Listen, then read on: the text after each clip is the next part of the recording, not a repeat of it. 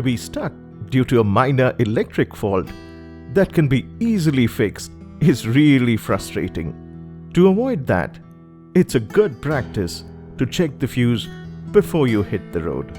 In case your motorcycle is not starting or the headlamp is not glowing, you should check the fuse first. It's easy and takes just a few minutes. Here is how. Start with the fuse plucker.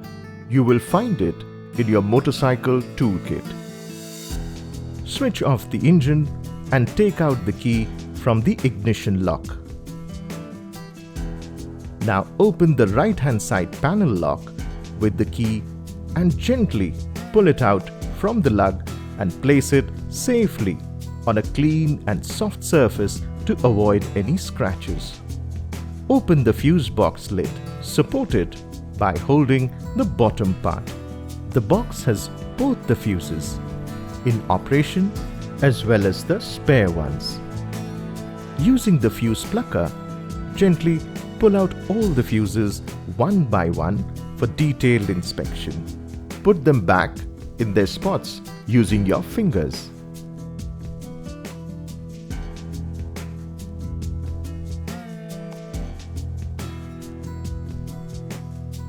Look for the broken wire to detect if the fuse is blown. If you find one, replace it by the respective spare fuse which is available in the fuse box. Press it firmly to make it seat properly.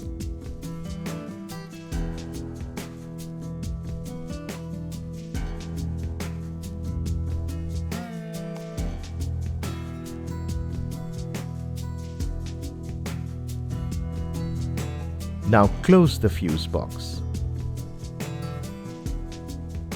Locate the right-hand panel lugs and press them firmly and lock the panel. It is recommended to visit a Royal Enfield service center near you to restore the consumed spare fuse. You are all set for the trip. Keep riding!